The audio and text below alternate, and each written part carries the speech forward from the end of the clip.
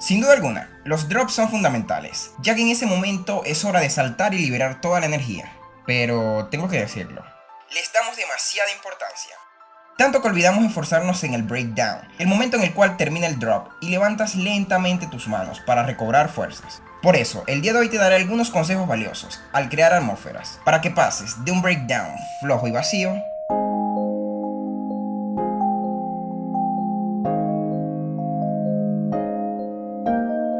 a un breakdown lleno y envolvente.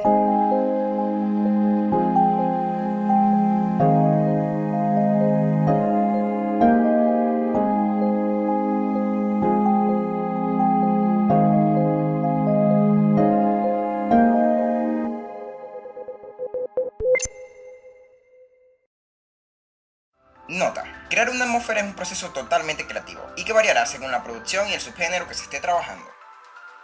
No solo basta con un piano y un sintetizador para construir una atmósfera robusta. ¿Qué mejor ejemplo que el del inicio? No es lo mismo dos capas que varias capas. Claro, no se trata de agregarlas solo por cantidad, sino hacer una elección inteligente de varias capas para obtener un breakdown relleno. En este caso utilicé sobre todo pads.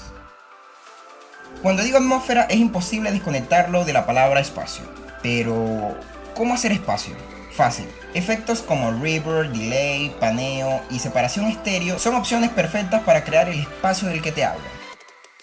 White noise, impact, up filters, down filters rellenarán y darán fluidez a las transiciones, ayudando a tener un breakdown más lleno. Normalmente se extiende un acorde o nota con pads, pero también es válido hacerlo con instrumentos u otros sintetizadores. Por ejemplo, en este breakdown utilicé la flauta y un órgano.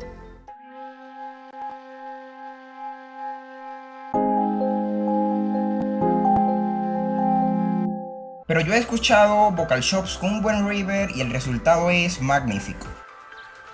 Sí, sonidos de un parque, del mar, de aves como fondo, pueden crear una atmósfera en tu track. Elígelos todo dependiendo de la canción y lo que quieras transmitir. Pruébalo y luego nos comentas. Si este video te fue de utilidad, compártelo con tu amigo productor.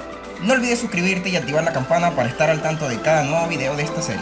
Y pues nada, si pagan su internet nos vemos en el próximo video. Adiós.